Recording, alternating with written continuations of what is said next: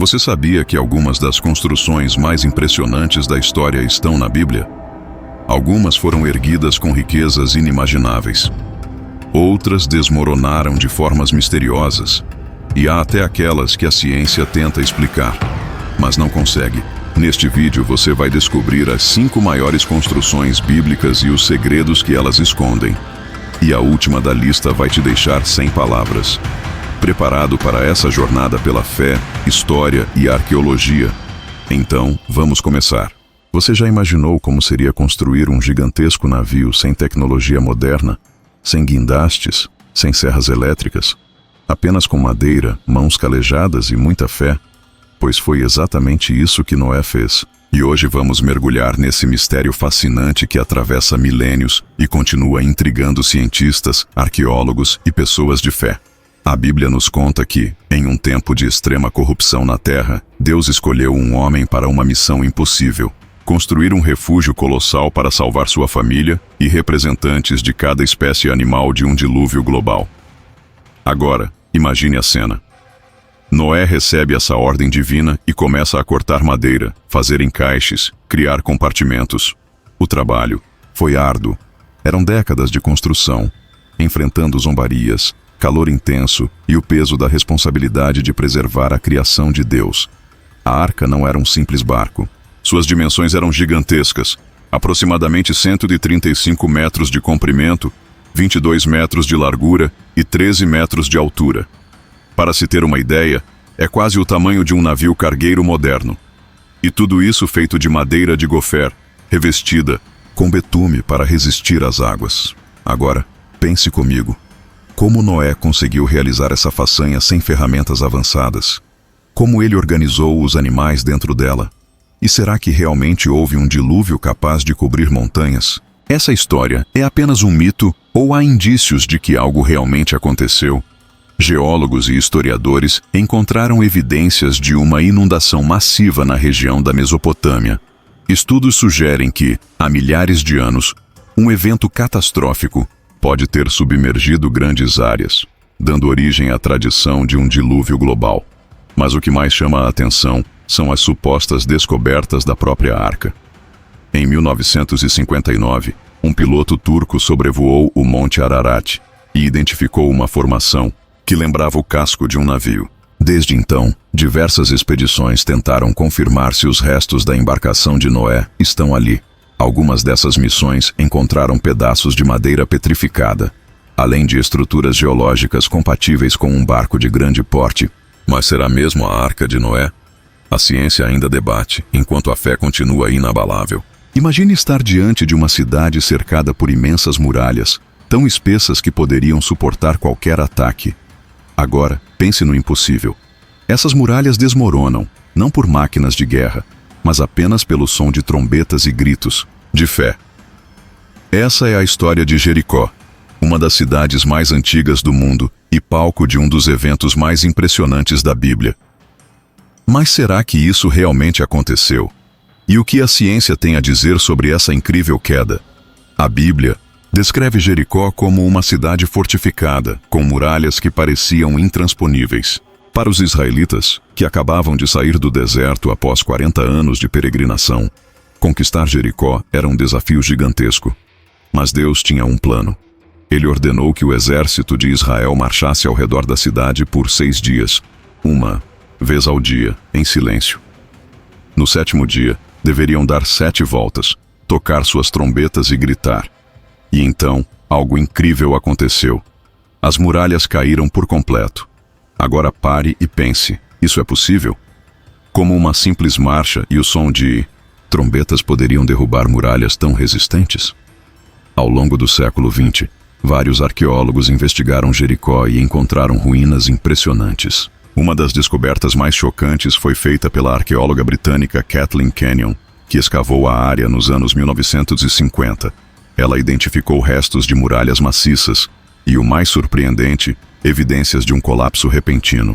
As paredes pareciam ter ruído de dentro para fora, em vez de serem derrubadas por um ataque externo. Isso coincide com o relato bíblico, onde as muralhas não foram derrubadas por arietes ou catapultas, mas sim pelo poder de Deus.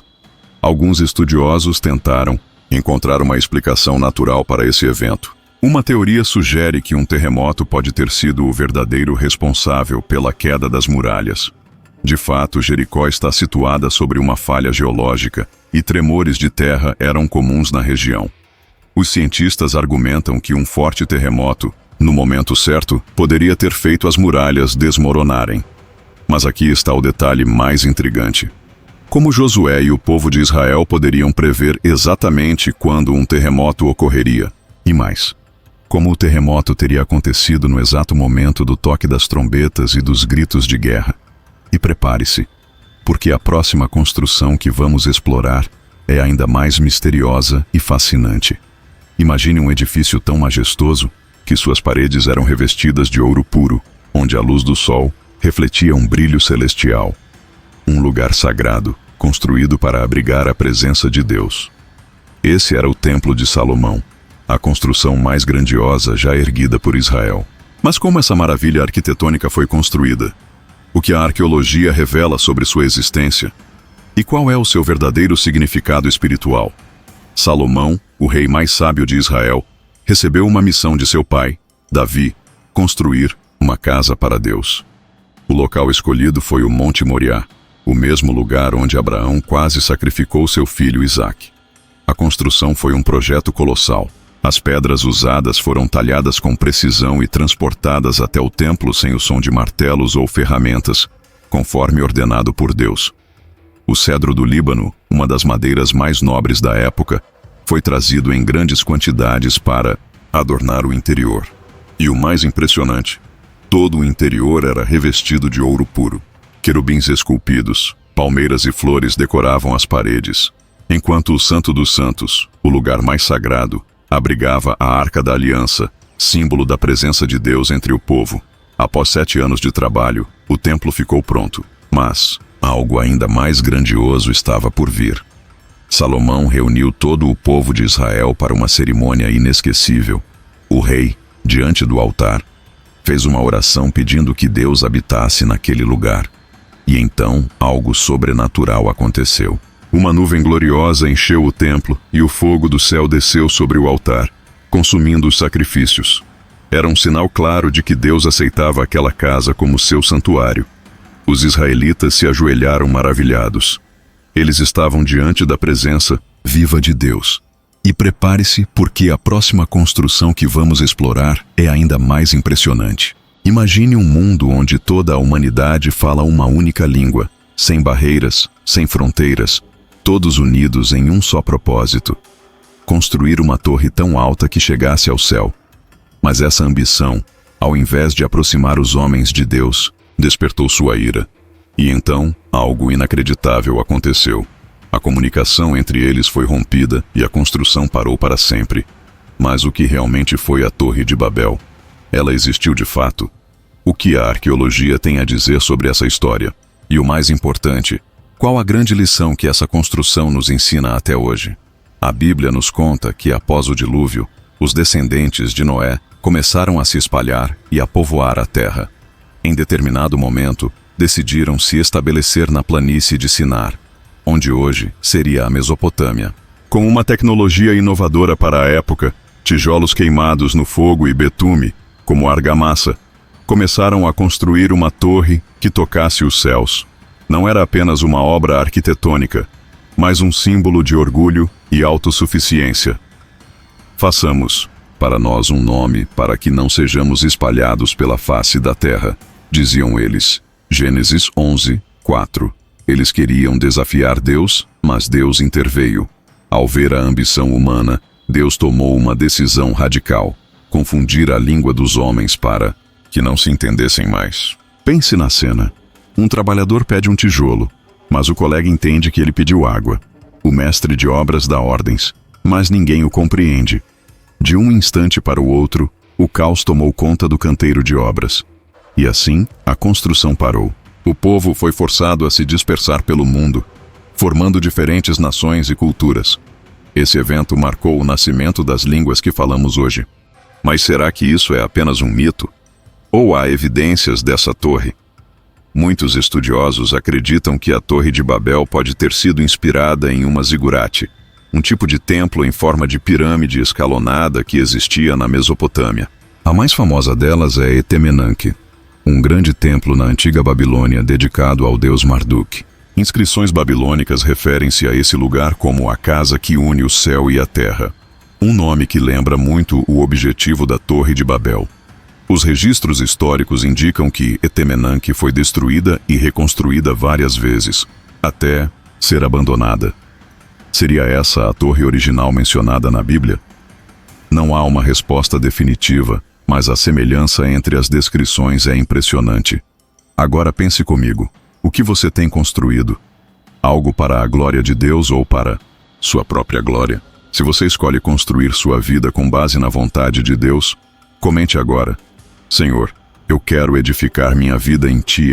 No próximo capítulo, exploraremos outra construção bíblica que desafia a lógica e a história. Imagine viver em uma época em que seu povo foi arrancado de sua terra, levado ao exílio e viu o templo sagrado ser reduzido a escombros. Seria o fim da conexão com Deus? Não para os judeus. Quando voltaram do cativeiro na Babilônia, trouxeram consigo um sonho: reconstruir o templo e restaurar sua fé. O segundo templo de Jerusalém não foi apenas um edifício, foi um símbolo de renascimento, esperança e identidade para toda uma nação. Mas como ele foi construído? O que o tornava especial? E por que foi destruído? Depois de 70 anos exilados na Babilônia, os judeus finalmente receberam permissão para voltar para casa. O rei persa Ciro o Grande ordenou a reconstrução do templo e até ajudou com recursos para a obra. Mas quando começaram a construir, perceberam uma dura realidade. O novo templo não seria como o de Salomão. Ele era menor, menos luxuoso, sem a Arca da Aliança, sem o brilho do ouro puro cobrindo suas paredes. Os anciãos que lembravam do primeiro templo choraram de tristeza, pois aquele parecia pálido em comparação. Mas Deus enviou uma mensagem, por meio do profeta Ageu: a glória desta última casa será maior do que a da primeira. Ageu 2:9. O que isso significava? Como um templo aparentemente inferior poderia ser mais glorioso que o de Salomão? Séculos depois, o rei Herodes o Grande decidiu expandir e embelezar o segundo templo. Ele o transformou em uma das construções mais impressionantes do mundo antigo. Ele dobrou o tamanho da esplanada do templo, criou um sistema gigantesco de colunas e passarelas, revestiu partes do templo com ouro e mármore branco. O resultado? Um edifício que brilhava sob o sol de Jerusalém, deixando visitantes maravilhados com sua beleza. Esse templo se tornou o coração do judaísmo. Foi lá que Jesus ensinou, expulsou os mercadores e anunciou que um dia seria destruído. E foi exatamente isso que aconteceu. Em 70 Benta, dentro de Cristo, os romanos cercaram Jerusalém durante a primeira revolta judaica. Após meses de luta, finalmente invadiram a cidade e incendiaram o templo. Os relatos históricos dizem que o ouro derreteu e escorreu entre as pedras, levando os soldados romanos a desmontarem tudo para pegar o metal precioso. Até hoje, tudo o que restou foi o Muro das Lamentações, um pedaço da estrutura que ainda se mantém de pé, lembrando os judeus da grandeza e da dor da perda do templo. O templo era o lugar da presença de Deus, onde sacrifícios eram oferecidos e o povo buscava perdão e orientação. Mas algo mudou. Jesus veio e trouxe uma mensagem revolucionária: destruam este templo e eu o reconstruirei em 3 dias. João 2,19. Agora pense comigo. Se Deus quer habitar em você, será que sua vida está preparada para recebê-lo? Se você deseja ser um templo vivo para Deus, comente agora: Senhor, habite em mim. Isso foi só o começo.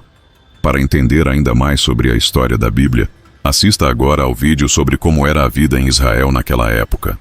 Você vai descobrir detalhes fascinantes sobre a cultura, o dia a dia das pessoas, suas vestimentas, comidas e como a fé moldava cada aspecto da sociedade. Clique no vídeo, na tela e embarque nessa viagem no tempo.